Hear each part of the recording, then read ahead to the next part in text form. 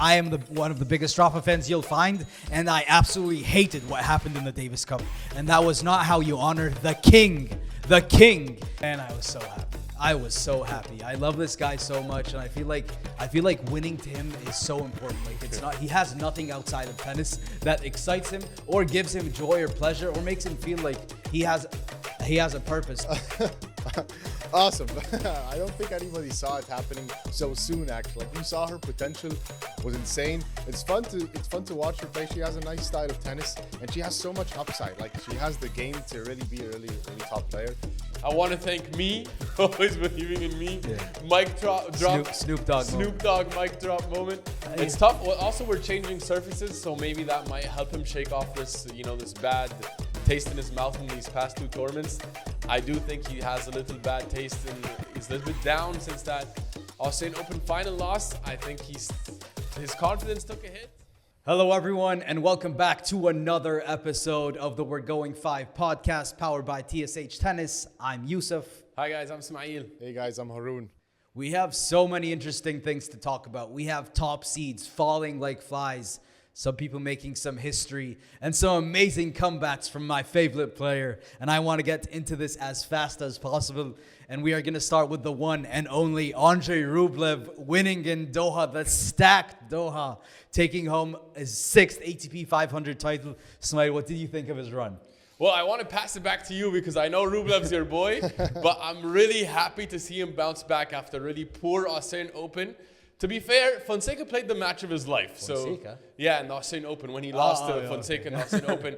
It was not fair. You tried to find a way to put Fonseca in anything. No, it wasn't fair to him because he didn't play a bad match. So I'll give it to you, and then I'll take it from there after that. Man, I was so happy. I was so happy. I love this guy so much, and I feel like winning to him is so important. Like he has nothing outside of tennis that excites him or gives him joy or pleasure or makes him feel like he has a purpose. So I felt like wins to him mean much more than they do to others. And the fact that this tournament was stacked with so many stars, you had Alcaraz, you had Djokovic, you had Medi, you had all these different guys supposed to have Sinner. So it was packed. So he probably went into this tournament not like, I'm not going to win this. There's so many superstars in this tournament right now, and I'm not in the best form. But he was amazing. Like, the way he was able to... He was so clutch this tournament. He was so clutch this tournament. The way Demon Hour, I know he had 8 match points in that match. That's insane. He needed 8 match points. He was up 5-2. Yeah. And he had match point basically to end it on Demon's serve. Yeah. And then he couldn't close it out. I was like, well, this might be a problem. No, but that's the thing. He showed how resilient he is. He did. And he keeps doing that breathing. The mindfulness. You can see he's focusing, he's changing a few things, he's coming forward much more than we're anticipating, than we see in the, yes, he is. And he had a couple nice points where he blocked some nice volleys for winners. Yeah. I love that. So we've seen improvements from the mental aspect and the tennis aspect. Obviously, it's still there. That rage monster is still inside. We all have that rage monster. Yeah, I think I'm a hothead myself, so sometimes you try to suppress it, but it comes out. But you can see he's working on it. And then the way I think in each of the Demon, Auger, and Draper match, there was a racket thrown. No, there was, and there was yelling at the box and all that stuff.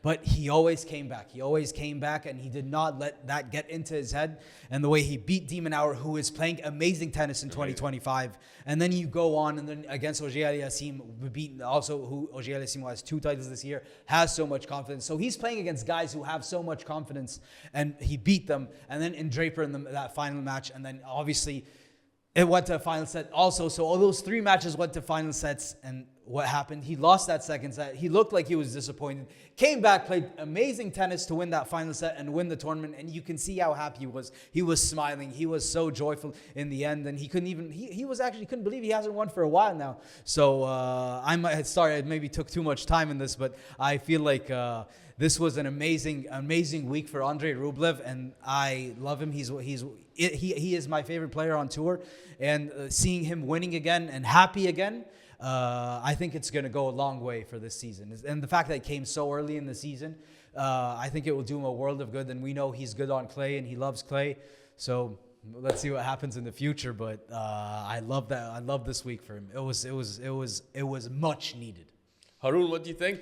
Yeah, a lot of nice points Yusuf was saying. Like, I don't have much to add. Just to the main thing, when Rublev wins, just like a sigh of relief in tennis that, okay, finally he can go home happy a bit. Like it's more of like relief than happy. Same feeling when Rybakina won her Wimbledon title. I'm happy for Rublev. That's great for him, and it's nice to see that he's mentally there and he's not backing down. And especially like if he faces a match point, or even if he has multiple match points, he's not freaking out and losing his mind. He's like Djokovic said. He said, like, let the emotion happen and then just come back. Yeah. Like, go a bit to the emotion and then come back. Exactly. So let's see. Yeah, exactly. It's nice what he's doing. Okay, he feels the emotion. He doesn't have to be a different person, but then he comes back to earth and come back to reality and you know, play well and win. So it's great to see. I hope we see more of that type of tennis, because we need Rublev. Rublev is a great player to have on. He's a legend. He's a legend of this game. Like outside the Grand Slams, we know the quarterfinal curse that he has. He has 17 ATP titles now. That's awesome. Yeah. He's tied with Alcaraz. He's tied with Dominic Thiem. And Andrei Rublev still has how many more years of tennis? 7 years of tennis, of high level tennis, of winning tournaments. As long as he wants to play, he's gonna be a top player for the next half decade or more. Like, he's a top caliber player. He's now tied with Nishikori and Alcaraz for also 6 ATP 500s. They're only behind Djokovic of active players, who has 15. So like Andrei Rublev is a superstar in every right. It's just the Grand Slams. He has a Masters, so 2 Masters. So Andrei Rublev is a legend of the game. I'm gonna hype up my guy because it's the chance to hype up my guy. He's playing really well. And I really want to take away the positive lessons that we saw in the Demon match. I was so impressed. Yeah. The fact that he, first of all, had match points at 2-5. And then he had 4-5. And then he was down match point in the tiebreak. He needed 8 match points to get through it. I didn't think he was going to get through it after he lost all those match points. And credit to him. Amazing. He's playing really well. He has the firepower. He's making the mental and tennis adjustments to compete with the top guys now. I'm really high on this move. I like this. So happy. This is an amazing week for Andrei Rublev, an amazing week for me and all his fans. So this is awesome to see. Well, moving on to another amazing champion, a historic winner. It's Mirra Andreeva winning the Dubai WTA 1000, making history at 17 years old, winning this title, the youngest ever to win a WTA 1000 title. Haroon, what do you think of that? Awesome. I don't think anybody saw it happening so soon, actually. Like, we saw her potential was insane. It's fun to watch her play. She has a nice style of tennis and she has so much upside. Like, she has the game to really be a really top player. It's awesome. Like, I did not see it at all. I did not have her in my top picks to win it. But especially the tournament was like everyone's there. It was a stacked draw. It was stacked. I thought it was for sure going to be one of the big guys, but obviously we saw what crazy chaotic things happened in that tournament. But yeah, awesome. Top seeds felt like flies. Good for her, and hopefully she's probably going to be a Grand Slam winner very soon. Ooh. I really love her run to the title. Yes. Because she beat 3 Grand Slam champions on the way. Imagine that. At 17 years of age. 17! She took out Rybakina, Swiatek, and Vondrousova, right, who's still just coming back from her pregnancy, but hasn't been too long. She's not in the... I actually didn't know that she was pregnant. Yeah, she's like still not fully back in form. Wow. And she took out a really awesome Peyton Stearns, who's played well the past couple of weeks. Super impressive form from Mirra. Yeah. She's aggressive. She's charismatic. She has the game. She has the confidence. And I loved her quote on the when she won the title in her acceptance speech when she said, "I want to thank me for always believing in me." Yeah. Mic drop. Snoop Dogg mic drop moment. She has everything. This type of confidence can take her to as far as she wants to take it. I loved this week from her. Yeah, I'm such a big fan of Mirra Andreeva, and the fact that she's 17 years old and doing this. I know in women's tennis we see people do things at young ages, but she had an amazing run. This is an amazing run, and she's been moving up and up and up each year. Like, it's not like, oh, she's having a bad season. No, she's moving up. She just, for some reason, every time I think of her, she's playing amazing tennis and she's having a good run. Eventually, she finds her way into Sabalenka's path. That always happens. And then Sabalenka unfortunately owns her, so she's not able to get over the Sabalenka hurdle. We can thank Clara Tauson for taking down Sabalenka, and Mirra Andreeva was able to. Said that. She said like, I don't know how many times I can take losing to Sabalenka. Yeah. So yeah. At 17, so that was nice. like, I'm 17. I don't know how many times I can take. Yeah, she faced her so many times. Like how many times in the fourth round she's going up against Sabalenka? So she's so authentic. The girl is so authentic. She's such a fun character, and she has main character energy. Yeah, she's 100% main character. She's fun, and her love for Andy Murray, and she has no filter. She's gonna say what's on her mind. Yeah, 100%.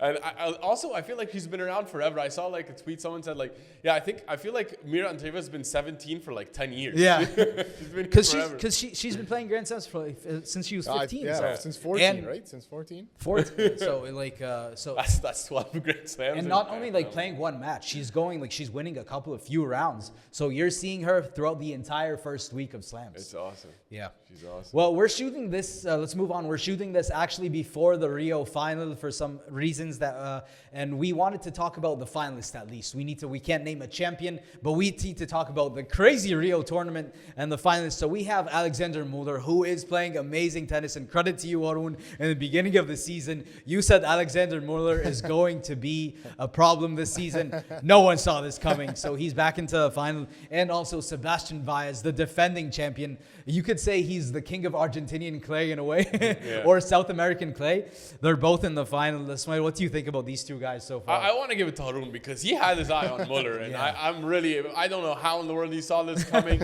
Muller's had an awesome 25 season. Harun, what are your thoughts? He's the only player. He's the only player to make it to the final of a tournament on two different surfaces this season. No one else has done it yet. He's playing awesome. I know it's early in the season, but he's the only one that's done it. When I saw him play tennis last season, that guy is special. Like he's playing really, really well, and he gave me upset potential. You know, like this. You know, when we talked about this before, I said I can eye some players that are just deadly. They just catch fire at some point in time, and they could really, really take down a big top player. And I saw that the way he played, especially when he beat Rublev last year and he beat other players, I was like, this guy's dangerous. Like if he could catch fire and he could do something special. And he did it quicker than I thought, actually. And I thought that we should much quicker. Keep it much quicker. We should keep an eye on him. I thought maybe he could have a deep run in a slam, in a massive finals or something like that, Masters 1000. But for him, possibly actually winning a ATP 500 title. Do you think he wins it? Do you think he wins it? I think actually he could win it. I don't know about Sebastian Baez playing in front of the Argentinian crowd. He's definitely going to have the support, but sometimes he's in Rio. They're in Rio. Well, I guess there are a lot of support. No, but there's lots of support from Argentina. The same way Fonseca had so much support. Yeah, but I don't know. Sometimes you could choke on when you have a lot of overwhelming support, and nobody's going to want to support Muller at all. But especially when he beat Nishikori also in Tokyo. So. That's going to be something, you know. No, in Hong Kong. I keep on missing. You keep mixing up the places, my man. Oh, yeah. No worries. But do you think he's going to win? I just need a final answer here. Do you think he's going to win? Yeah, he's going to win. He's going to win. Okay, so then what do you think of these guys? I think Muller is like one of the most solid, well-rounded players, and he stays so composed really all throughout the match. And he has the belief that he can beat top guys, and I think he's here to stay. I think he'll win this match. I think so. Well, guess I'm going to take Sebastian Baez because I think on clay he's so underrated. He is awesome, and he's going to defend his title. And I think it's very impressive what he's doing. And he sometimes doesn't get enough credit for what he does on the tennis court. Yeah. So sometimes it feels like he's the best player that nobody cares about. Like he's so under the radar. Nobody really focuses on him, but he's doing great on consistently, and he's a top player. But nobody gives him so much attention at all. But yeah, he's a fun player. Yeah, no, he's super talented. Also, he hits with a lot of power. He's like Il Pecchi 2.0. Yeah, I think so. Exactly, that's how I think of him. I think he's like Il Pecchi 2.0. Yeah, let's see what happens to that match. All right, let's move it on. Okay, moving on to the biggest winner of the week. 7 Australian Opens, 15 slams. Not too bad. Not too bad. Some stacked list. We have some great results this week. Come on, guys. Yusuf, we do. Who's your biggest winner of the week? Oh, man, there were so many to choose from, right? But I think I'm gonna go with a guy who was our biggest winner of the week last week. So this is back-to-back biggest winner of the week. It's Hamad Medjedovic. Yeah. Oh my God. Oh Amazing. my God. I was watching this match. For anyone who did not watch that match, please go back and don't watch the highlights. Try to get a stream of the match. This man, 5-4 up in the final set against Stefanos Tsitsipas, and he tries to go for a ball in the nastiest full split possible, and that groin was in shambles. It hurts to I think do not about know it. what happened to that hamstring, but it was good night, sleep tight. And then you watch this, man, you're like, 100% this match is over. You're also going up against Stefanos Tsitsipas, who this man is a Grand Slam finalist, a Masters 1000 champion. We're going to get into his form and lots of other things soon. But the fact that he was able to 5-4 down, he held serve, he lost 5-all, then held serve at 5-all, 6-5, lost. He wasn't winning any of his service games. He wasn't giving Stefanos any fits on his service games. And then in the tiebreak, he digs so deep. You can see he's not giving up. He can't walk. He's limping from side to side, but the man is not giving up. He's doing everything he can. And then he beats Stefanos Tsitsipas in the tiebreak of the final set to win this match. And then you can see him limping all the way to the net. And Stefanos Tsitsipas is probably fuming. And he shook his hand. He probably did not want to even shake his hand. But he shook his hand and they gave him the best he could give him. Yeah. But it was over there. And then obviously we knew he withdrew the next match. But he got the points. He got the money. He got the win over a big player. And then so in a span of 1 week, he beats Stefanos Tsitsipas, Daniil Medvedev, and Karen Khachanov. Amazing players, probably some of the best players of their generation. And he took them down in a span of 7 days. And I hope he comes back fine and he continues that form. But that, to me, I was watching the TV. I'm like, wow, how, wow, how, wow, how, wow, how. He was just in first strike tennis mode. It was just haymakers, just serves, and then huge forehand. Serve, he was just absolutely whipping the ball. It was unbelievable. Why did if I'm Tsitsipas, why just drop shot every ball you get? couldn't. Drop shot every ball you get. He couldn't. He was crushing the serve. He was serving amazing, and he was crushing the forehand. This dude has an insane forehand, and he was leaning into it because he has no choice. He has to absolutely crush it every time he sees it. It was awesome. You know, he also, in a way, he reminds me of, we were just talking about Rublev. He's a hothead. He can lose his mind. Oh, no, he's wild. He's not. He's way He more than loses Rublev. his mind? He's above Rublev, my friend. What I saw in these past two tournaments. No, at least he doesn't is hurt, because Rublev hurts himself, so Yeah, true. at least he just hurts the racket. The boy He destroys rackets. Medjedovic has an insane roller coaster. He has some of that Serbian power in his body. It's insane. But- he's built like a truck. His legs are thick. Let's stop it there. Let's stop it there. Let's stop it there. His calves are huge. But Hamad Medjedovic, my man. With the thirst traps. See. That was mine, and I can't think. I know there were other guys who were maybe more worthy, but to me, that was one of the moments where I was like, "Did that really just happen?" That was awesome. It was awesome. That's my. How about you? Give us your biggest winner of the week. Yeah, well, I'll take you guys to Rio de Janeiro. Ooh, You guys take us saw down to South America. Francisco Comesana. What a run did he just have in that tournament? I did not see that coming. I did not see that coming either, but first of all, he's just a joyful player. He's smiling on court. He's charismatic. All the crowd is rooting for him. First of all, he's played all final set matches. Yeah. He took out your boy for the title, Arun Zverev, and he took out Nico Yari before that, who is a deadly clay court player and has had deep runs. Nico has fallen big time. I think we're remembering old Nico. New Nico hasn't been. I don't know. He's just running into some really tough players because Francisco's playing awesome. Yeah. And then, of course, he lost to incredible Alexander Muller, who right now is unplayable. The current GOAT of tennis. Yeah, he's unplayable right now. Amazing run for Francisco. He's smiling all the way through. Really impressive. Nobody saw this coming to take down 2 top seeds on his way. Yeah.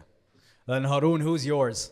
I have to say my boy, Jack Draper. I saw Jack. I told you guys. Jackie Drapes. I told you guys Jack Draper is going to break into the top 10 this year. I told you Jack Draper is going to be dangerous. I still have Lehechka. For people that do not know, I have Lehechka breaking into the top 10. My boy beat him. I'm long gone. My boy beat him. My boy beat him. My boy beat him. Yeah. Just to say. Well done. My boy beat Alcaraz. We're going to get into that. Let's go. Go ahead. Jack Draper Jack Draper came back from an injury. He had a tendinitis in his hip, and then that's what made him withdraw from Australian Open. And then he came back strong in Qatar, grinding really hard.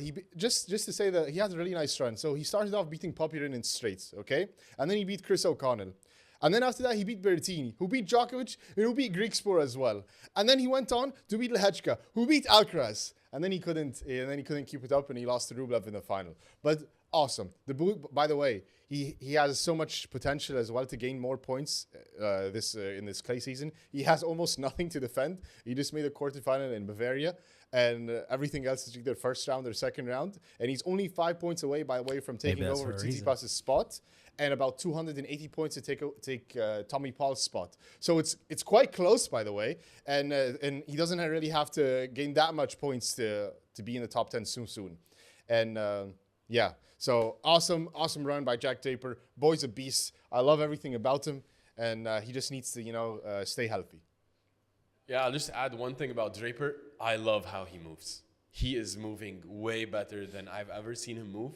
And I think what made him cave in the Australian Open and in this tournament is that he just ran out of steam. This dude's every time he plays a lot of tennis, he's become so consistent and he moves so well. Unfortunately, sometimes I feel that he ran out of gas. Well, the number of 5 sets he played in the Australian Open, here he played final sets like crazy. But he's moving amazing, and I love his mental composure. So when you watch, I think any sport, you want to see people that are going to fight. Yeah. You want to see people that appreciate where they're at. They appreciate their talent and how they've been. The fact that they're in the arena. And Jack Draper is a guy that fights as hard as he can in every match he plays. When you're watching Jack Draper play, you know this man is going to give everything he has. Yeah. And when he withdraws or he retires from a match, you know he has nothing left in the tank. It's not like he gives up. Because sometimes you can look at people that retire in matches. Maybe I'm hinting at someone. But he does not. When he's retiring, it's not because he's giving up. It's because he's absolutely has nothing left in the tank. So I think he is one of the ultimate warriors we have in the game. And it's amazing to have a guy like that for kids to look up to and see that we fight to the last point and we fight as much as we can in every match we play, no matter the circumstances, no matter what's going on with my body. So that's something I have major props to him. I love that from Jack Draper. Absolutely. Yeah. 100% agree. I mean, we also have a couple honorable mentions. Yes, we do. Yusuf, go ahead. I think I'm going to go with Clara Tauson. She could have been a biggest winner, but she's an honorable mention here for the biggest winner, taking down Sabalenka so easily. Sabalenka is not in the best form at the moment. She said she lost some hunger, but Clara Tauson's having a great season, made it to her first in WTA 1000 final, doing that while taking down the world number one. Iconic, amazing, love to see it. Love to see when amazing players make it and they do amazing things like reach milestones like that. So she is my honorable mention and the biggest winner of the week. She gave Sabalenka trouble in Brisbane too. So she did. She had a good season, not a good week. She's had a good season. Yeah, she's on the rise. Yeah. Another one? Yeah, I want to give props to Carabelli because this is a guy who came from the lucky loser in Rio all the way to the semifinal. Yeah. And that's always an incredible tall task and lovely story. Awesome to see. Hats off to you, Hugo. We should have an award by the end of the season for a lucky loser who makes it far. Yeah, best lucky losers. The Ava Lise Award? Yeah. For some reason, Ava Lise is just stuck in my mind. I think it was so inspiring what she did. Yeah, or the Emma Raducanu Award. True. But she wasn't lucky loser. She was a qualifier. Yeah, qualifier. Yeah. Well, let's move on. Okay, dudes. Cool dude moment of the week. Oh my God, so much energy in this return. I love it for my story, Roj. Oh my God. We had some cool dude moments this week. Come on, Smail, Yusuf, what's your cool dude moment of this week? Well, my friends, I need to step in here and need to talk about Fernando Verdasco and Novak Djokovic playing together in Doha doubles to honor Fernando Verdasco and him retiring from tennis. As I said last episode, my favorite player of all time. And the tournament was stacked in the singles, and we had Rio and we had the WTA 1000 in Dubai. But this is where all my focus was going whenever there were other matches going on. I want to see Fernando Verdasco and Novak Djokovic play together. I was having the time of my life watching them. And then in their first match, they played sensational tennis. They took down Bublik and Khashanov, who are good doubles players in their own right. 6-1, 6-1. It was some vintage stuff from both guys, but it was more vintage from Fernando Verdasco because he hasn't played tennis in 2 years, I think. But he came back. He played the Challenger, I think, last week to warm up, and then he came in. He was guns blazing. 6-1, 6-1. He's played that forehand is as lethal as ever. It has not gone anywhere. I enjoyed it just to see them side by side playing together. Novak Djokovic, I need to commend the man because he does not have to do these things. He does not have to do these things. And he is as classy as it comes when it says saying farewell to his biggest rivals. And they both were rivals for over 20 years, but he decided, okay, I'll play with you doubles, even though he's coming off an injury. And he had lost to Berrettini, and his tournament was over, but he played doubles with him, and they fought, and they almost gave a chance. They gave with Patton and Helio. Sorry, I can't say the name. I don't know how to pronounce it, so I won't pronounce it. But it was amazing run from the amazing thing that Djokovic did. So you just see Djokovic, just how classy he is. We saw what he did with Roger when he was there for him, what he did with Rafa when he was there for him, with Del Potro also, and with Andy Murray, and now we see it with Fernando Verdasco. So it was the coolest dude moment of the week for me, this entire thing. And I'm gonna miss Verdasco. He was an amazing champion, my favorite player, and I loved how this week everyone was honoring him a different way. I got to see all different highlights from things he's done, from winning the Davis Cups to amazing runs in Monte Carlo, winning Barcelona, the Australian Open. So it was a nice week everyone remembers my favorite player of all time. So it was a fun week for me in that. It was regard. awesome. It was really cool. Yeah. Really cool. Not much to add. Novak's a player's player, and for Verdasco, hopefully we see you soon. Yeah, coaching someone. Yeah. Coaching someone, or maybe go to paddle. Oh yeah. Or yeah. Yeah, so he can some nasty slice. Well, Haroon, do you have anything? Yeah, I just wanted to quickly mention this was a really wholesome moment where Rafael Matos and Marcelo Melo, both the first all Brazilian team to win the title in Rio, which was awesome to see. They beat Munar and Pedro Martinez in the final. So cool. And now Brazil against Spain. Yeah, and now Marcelo Melo is tied at the most titles as an active player in doubles. Awesome to see in front of also the home crowd, and Fonseca's in the crowd watching them. It was a cool dude moment. Yeah, the stadium was rocking. Oh man, both the Argentina Buenos Aires tournament and Rio have been awesome atmospheres. The South American swing is iconic. Awesome. I think one of my dreams is to go watch a tournament, watch tournaments there. Guys, invite us to host the Yes, pod there. please. If we can come to Rio, or we can go to Buenos Aires, it would be iconic. Yeah. But yeah, that was fun. It's also nice, especially with all the drama that was happening with doubles this week and all the things that they were talking about.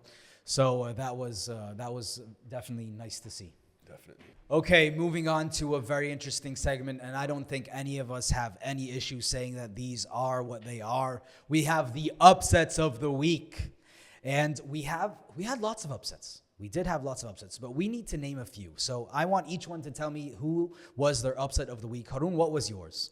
I have to say, Berrettini beating Djokovic. That was really surprising. I thought Djokovic was for sure gonna win that match, but Berrettini played lights out, and credit to Berrettini. He stayed consistent. He stayed composed, and he really took down Djokovic.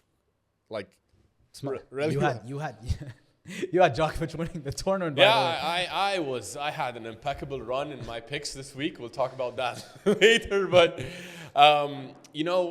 Berrettini, I can't really take anything away. He played amazing. Even Djokovic said so. Yeah, Djokovic said he played an amazing match. Played an amazing match tactically. Like, you would think that's almost a sarcastic comment, but he really played amazing. He was serving on fire. He was hitting backhands down the line, and he was moving side to side really well. He was attacking Djokovic. Djokovic didn't necessarily play bad. Berrettini really played amazing. He didn't play bad, but he also didn't play it wasn't what I saw from him in the Australian Open. So there are lots of errors that you don't expect to see from Djokovic. It's rusty. He's on his way back, and we know Djokovic takes time to get back into a groove in a way. And ATP 500s maybe don't bring out the best Djokovic. Yeah. Also, I don't think he wants to push his Hemi to the max just yet. Like I think he'll give it its normal time to slowly build back what he wants to build back. And but Berrettini played awesome, and it's so nice to see him playing that well. And then going back and taking revenge off of Greek sport, which was, and they had he backs it up. Yeah. And then we always have this question with Berrettini: is Berrettini back? Is he back? Yeah. Thing is, what does back mean to so many exactly different what's people? back? To me, back means he's in the top 10 because Berrettini is a top 10 caliber player. So that's how I would answer that question when But is he back? Does he have the potential to be back? I think so. Of course, and we're going to get into that in a bit. But Smail, how about yours? What's your upset of the week? Yeah, well, we just touched on it. Comisana taking down Zverev. I did not see this coming because, first of all, Francisco Comisana, although a very joyful player, Zverev is number 2 in the world. Yeah. And he was playing really some great tennis. On his best surface. He's our favorite surface. Yeah, he loves the clay. He's great on clay. He had this match in the bag because he was 3-1 up in that final set. Somehow, some way, Comisana breaks and he wins that match, taking the final set 6-3. That was a big shock for me. I didn't see it coming in that match. So really credit to Comisana. And we need to talk more about Zverev in a moment here. But for me, it was that match for sure. Yeah, that was definitely an upset. Yeah. Well, yours? Mine, it might not seem as an upset because also I'm very high on Lehechka, but Lehechka taking down Alcaraz in Doha. Might not seem like an upset. And that's not an upset? Yeah, no, it's an upset. It's definitely an upset. It's an upset. But let me just say something because we have this discussion every few weeks on the podcast, and I told you guys the Alcaraz dips. They are really a big issue for him. And Haroon, I know you when I talked about the dips, you told me no, and it's okay, and he always comes back from them, and it's okay. And yes, we saw them. We see the dips happen, and he comes back. I told you, but there are gonna be times when these dips happen and he does not find his way back. And the dip happened at the worst time. He's 4-2 up, 30-40 break point. And I don't know, was it in the span of 10 minutes or something? Boom, boom, boom, boom, boom. He lost 6-4. That is not something you expect from someone who's a 4-time Grand Slam champion, a world number 1, someone like Alcaraz, who is one of the legends of the game, even though he's so young. So these dips, they keep happening. And sometimes he finds his way out of them. But stuff like days like that, against Lehechka, he did not find his way out. And I think when it comes to someone like Alcaraz trying to do what he wants to do, to go down as one of the best of all time, these are big issues. And I do not know what happens because but obviously this one happened in the end. If it was maybe 5 sets, he would have lost the set, then came back and won. But it came at tough times. 4-2 up in the final set. For you to go down that way, that should not happen from someone like Carlos Alcaraz. Yeah, definitely these dips. That's a good point that you make. And Lehechka is a quality player. You can't afford to have such dips. I told you I'm super high on Lehechka. Exactly. I'm saying Alcaraz can't afford to have such a dip against Lehechka. You can't. I told you against top players, it can't happen, Haroon. It can't happen. And also, when is it going to happen? With Demon Hour, we saw it happened in the second set. And the round before, by the way, against Luca Nardi. Luca Nardi had no right to be in that match. And he came back, what was it, 4-1? It was 4 something in the second set. It's over. It's over. It's going to be a straight sets easy win. Breadstick. Don't disrespect Luca Nardi won that second set. No, Luca, I know. Luca, he came... Amazing. He came back and won the second set. And then obviously, because the dip happened in the middle of the second set, he was able to come back. So it's unacceptable, honestly, to see that from Carlos Alcaraz. And I hate it because I love the player. And you know why you get more angry with someone like Alcaraz with these? Because you expect so much from him.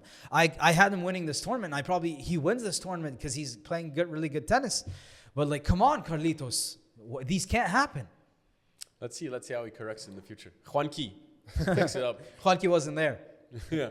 Also always affects him, huh? Also, there are rumors. I know, honestly, he plays better when Juanqui's not there. When he's not there? Yeah. Really? So I think he wins something. I need to check that. And we can discuss it next episode. The top match is better with Juanqui, honestly. Juanqui's in I think he has a better record with Juanqui, yeah.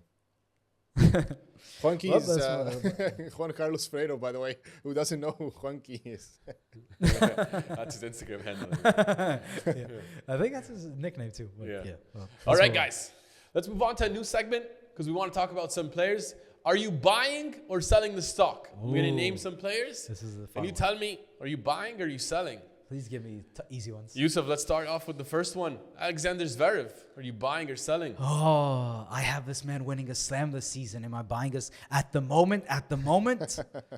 Oh my God. At the moment, I am selling his stock. Oh, Sorry. You're getting off your I'm boy. sorry.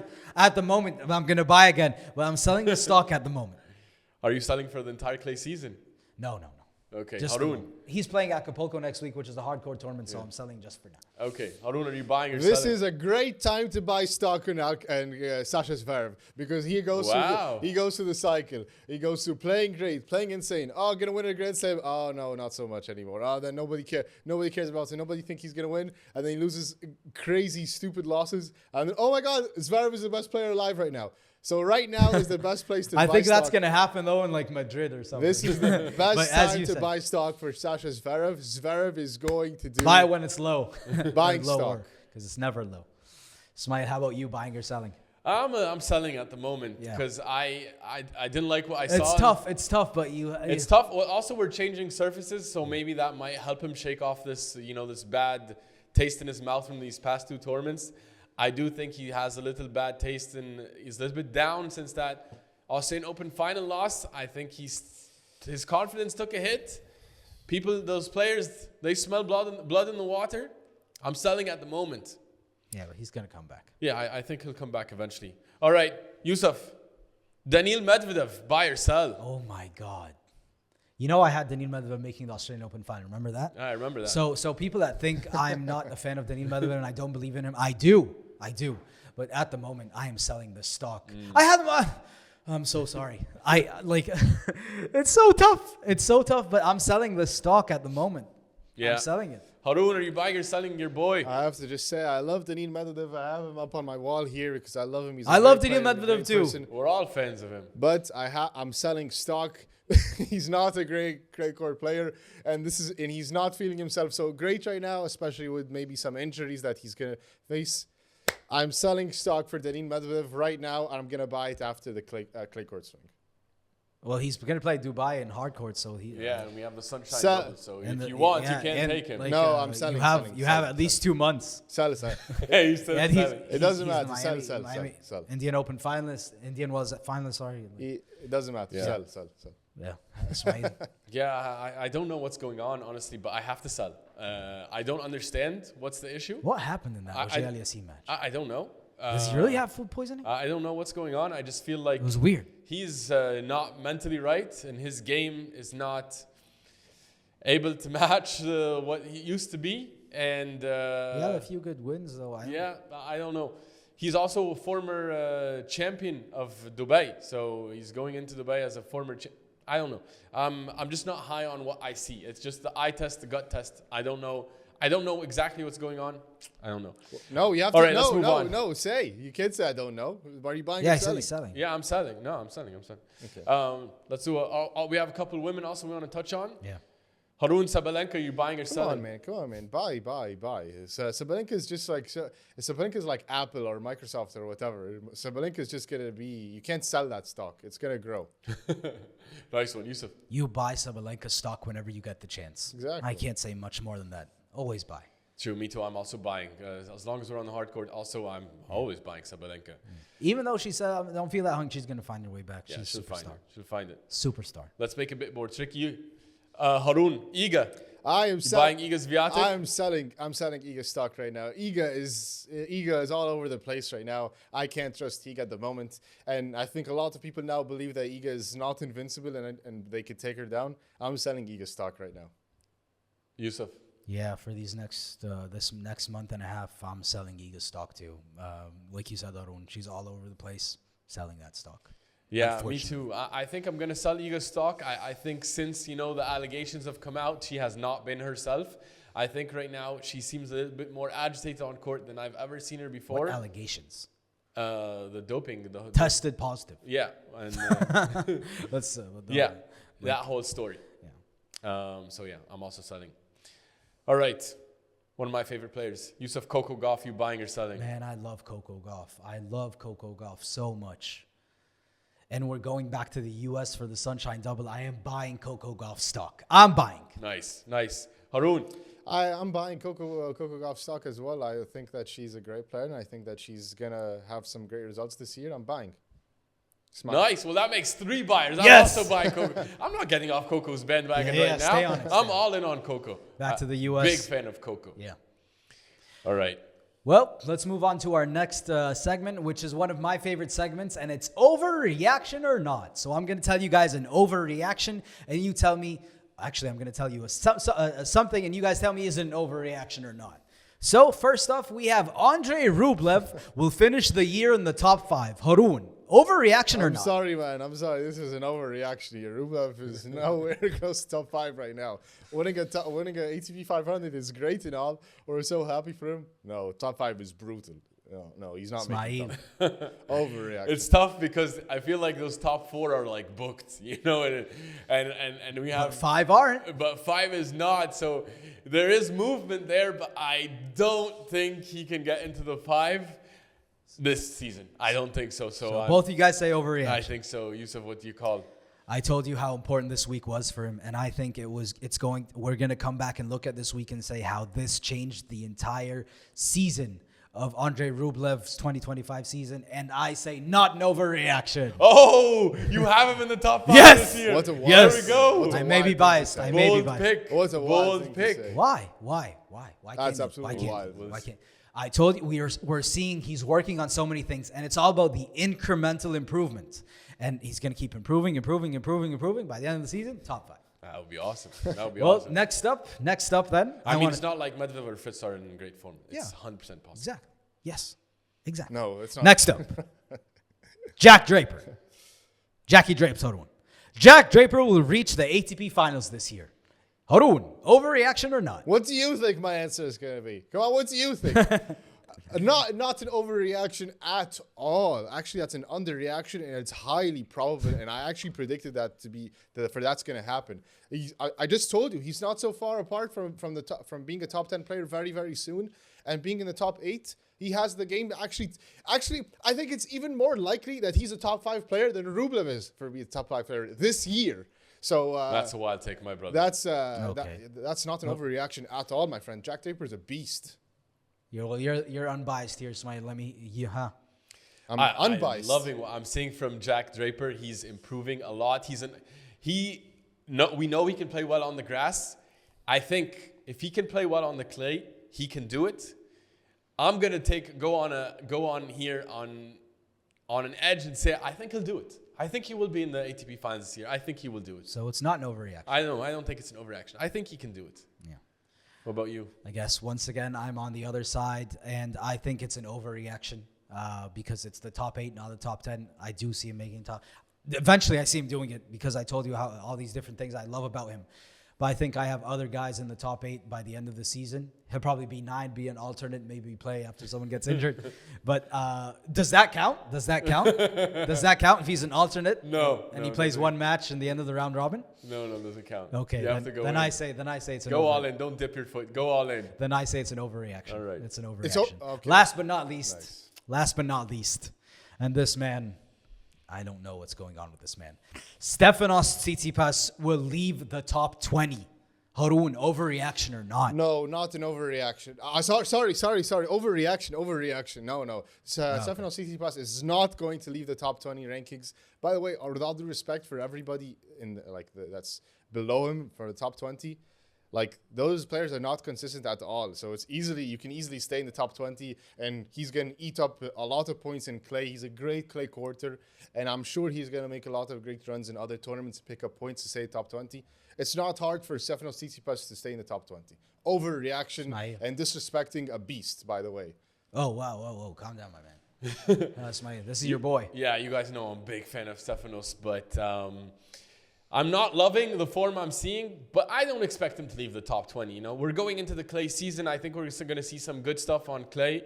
And as long as he has a good clay season, that would be a big overreaction, I think. I'm thinking while you guys are talking, and I'm like, then I remember that Medjedovic loss. What does it do to him? It hurts. It hurts. What does that do to him? And we still have a couple more hardcore tournaments. It's not looking great. Sonego round 1 coming up. I'm gonna go. Oh my man. I'm gonna go. This is not an overreaction. Wow. Because he has Monte Carlo to defend. Yeah. And if he doesn't find his form before then, that's going to be for a week or so, he's going to be gone. Yeah. I think so, right? Let's say he loses round 1, he loses 1,000 points. Yeah. So I'm going to say it's not an overreaction. Wow, that's big. That's big. That's actually you very have big. you have Rublev in the top 5. Yeah. And you have Tsitsipas out of the top 20. And You're making some strong and you takes have today, the guts, brother. and you have the guts and stomach to call me biased.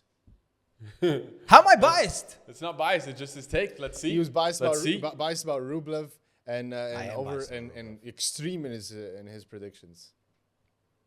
Maybe. Let's see. We'll find out. We'll come back. And then Time will tell. Yeah.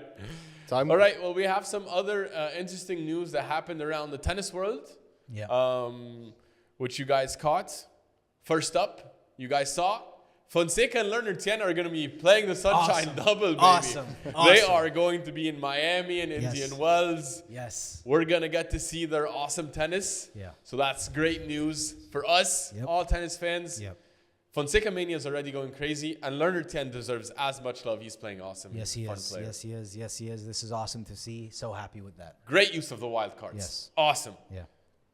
Yeah, well, next up, this one, to me, it was a big one because I am one of the biggest Rafa fans you'll find, and I absolutely hated what happened in the Davis Cup. And that was not how you honor the king. The king. And he is going to be honored, by the way, in Roland Garros. They said they're going to give him a special ceremony to honor the king of clay, the man who's won it 14 times, and they're going to give him the proper ceremony that he deserves. So I'm going to be super excited for that one, and I'm happy. Roland Garros, hats off to you for doing that because he deserves it. He deserves it. No one else deserves to have a ceremony like Rafa, and the fact that it's going to happen in his castle in Philippe Chatrier, for Rafael Nadal, 14-time champion, that is his castle. So for it to happen there and for them to go back and talk to him and say, Rafa, we think you weren't honored properly. It's time that someone honored you properly, and we're going to do it this year. So that to me was also interesting news that I absolutely loved, and it left a sour taste in my mouth the way the Davis Cup ceremony ended. Yeah, we talked about that ceremony, how it left us wanting more. Yeah. And honestly, And this time maybe we can have everyone there. You can have Federer there. You can have Djokovic should be there if he's going to play the tournament. Have all his biggest rivals and friends there. And it would be the ceremony that Rafael Nadal deserves. yeah, it would be awesome. Yeah. Also, I think they should just give him 15th Roland Garros trophy. Because if you win 14, Some people are just saying give him one more. rename the tournament to his name. Yeah, rename the tournament, rename the trophy, Rename the stadium. the court, rename everything. Roland Garros is Rafa We need Nadal. more than a statue for Rafa at Roland Garros. Like, Yeah. I don't know what that should be, but we need more than that because he deserves something. Yeah. And it needs to be something iconic. Yeah, should Like, be. name something after him. Pista Rafael Nadal. What? The trophy? The trophy? Coupe de Mousquetaire, change it to Coupe de Rafael Nadal. It should be. Maybe. I agree. Yeah. Also, lastly, something interesting news we saw. It was brief, and I don't know if I should look too much into this, but we caught a video of Djokovic leaving Doha on his way to the airport. He was limping. Yeah. So I don't know if that's something we should look into, or it's something that we should just like, okay, maybe he's just limping. I don't know. But He had a significant hamstring tear, and those injuries, when they're grade 1, take 4 to 8 weeks. He came back within 4 weeks. He's known to take really good care of his body, but he came back really soon. So I hope it's nothing much. But does the limping, like the limping, does it have to do with the hamstring tear? Because if I remember when I tore my hamstring, was I limping? I don't remember. I mean, what's it going to be? Yeah, you're limping. Yeah, it causes you to limp. It's When I tear my hamstring, it's- yeah, Olympic, I can't put pressure on it. Yeah. it's a serious injury, bro. No, I know. It's seriously. It causes limping. Yeah. Yeah, but those were. Let's keep an eye on that. But he said he's fine. He said he's fine. Let's I stay hope positive. it's nothing. Prayers up. I hope it's It's nothing. bad, interesting. Indian was news, though. and Nole plans to play the Sunshine Double, and Murray plans to they're be all there. putting posts out that he's going to be there and everything. So all systems go as far as we're concerned for now. Yeah. We like to be honest and keep you guys posted about where we were right and where we were wrong. Let's start off where we were right last week. Guess what? We were right in no area last week. None of our picks were correct last week. Can you imagine how many tournaments there were? So there were 3 tournaments, and each of us made different picks, and none of us were right. We had 9 picks on the table, and they were all incorrect. Yeah. But If someone was more wrong than everyone else. But someone was close to being right, because I'm going to play your game. Karolina Mukova. We were close, my woman. You had her. It was a good take. She we were made close. The semis. You were almost there. Yeah. Well done about that. By the way, big fan of Karolina Mukova. Just need to state that whenever I get the chance. Yeah, also, I mean, Harun should get some credit because he saw Muller at the beginning of the year. So maybe he should get some. So we're just giving out, okay.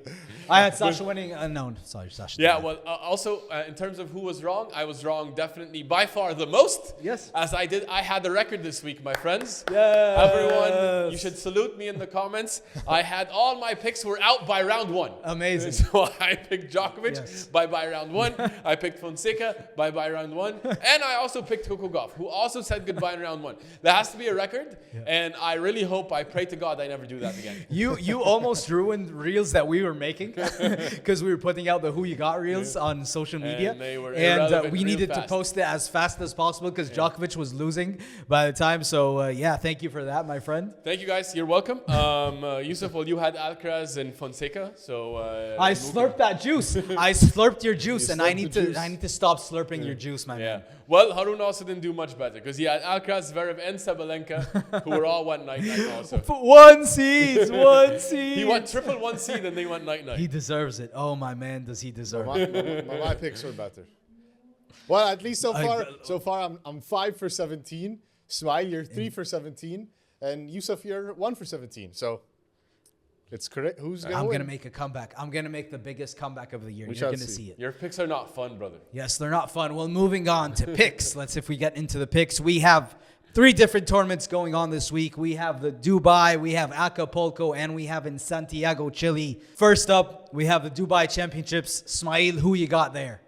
I love the momentum this player is building. I love the tennis changes, the mental changes. Former champion, give me Andre Rublev. Yes, take my boy. Give me Rublev. Let's go. Harun. Actually, I'm going for Draper. I think Draper's going to win this one. My boy Draper is going to... It's nice that if he would have won it, I wasn't going to pick him, but he made it to the final, so he's still going to want to go over the top and win it. So I'm picking Draper. Nice. Okay. Yusuf. My pick is such a fun pick, and you guys are all going to enjoy, even if he wins this tournament, and you guys are wrong, you're going to be happy. Matteo Berrettini wins the ATP 500 in Dubai. He had an amazing week last week, taking down Djokovic, maximum confidence, taking down Greek sport, getting revenge, losing his final set to Draper. I think this week improves even more, and he takes home that Dubai trophy. That would be awesome. That would be awesome to see. Well, next up, we go back to South America. Acapulco. Smail, who wins it? A player who I am high on since the beginning of the year, also because he's making changes to his tennis. He's playing the hard courts instead of the clay. Give me Casper Ruud in Acapulco. Ruud. Really? He took your You're boy. on the Casper Ruud trade now. Nice. He took your boy. Who are you taking? Casper. On a hard court also. Okay. Yeah. Good. So fine. Well, to Then make this interesting, I was also gonna go for Casper Ruud, but I'm gonna double down again on Sasha Zverev. Actually, I'm gonna go. Wow. Sasha Zverev. But you were selling his stock. You're going 3 times in a row, Sasha you bought Zverev his now. Yeah, I'm Okay. tripling down actually. Yeah. I I was doing told you the this same is with time to Medvedev. buy Sasha Zverev stock. I'm buying Sasha Zverev stock. Let's see. Yusuf. Well, you know whose stock I'm buying? This is a man who I told you guys to put some respect on his name during the Australian Open. I know he had a few bad weeks, but that also was because he wasn't feeling 100%. He had some injuries. Holger Rune makes a comeback this week, and he wins the tournament. I'm taking fun picks this week, my friend. There we go. I'm taking some fun picks. Holger is Rune, capable. I'm with you, my man. Let's win this tournament. Nice. Yeah. Nice. Last but not least, we have the Santiago 250 in Chile. Smail, who wins that one? I am high on this player for the clay season. His forehand is massive. Give me Fran Sorundulo for the title in Chile. Let's go, Francisco. Big fan of the Sorundulo brothers. Yes, we are. We loved what they did last week. That was such a fun moment. Harun. I'm going for Nico Yari. I'm going for Nico Yari. Oh, they're taking them home. The man. It's a risky pick. And you want fun? Here's fun. It's a risky pick because he's playing in front of his home crowd. I don't know how he's going to perform. Is he going to feel the pressure? Is he going to get more excited and play better? I don't know, but I'm going for Nico Yari, and I'm backing my boy. Well done. Well, you know who I'm going for? And I think this man is due a tournament, especially because he's been having a great South American swing. I'm with you, Smile. Francisco Cerundolo. Nice. I'm a big fan. I love his tennis. And I think he's capable of being even higher than he is right now. And I'm going with him to win this tournament. He deserves a tournament before moving on to the Sunshine Double. Vamos, let's see it. Let's see what we have next week. Yeah. Well, guys, that wraps it up for the We're Going 5 show this week. Meet us here every week for updates on everything happening in the tennis world. Subscribe so you can keep up with us. And we have a surprise coming next week. So stay tuned. Adios. See you then. Have a good night. Good night. Good night. Very good night.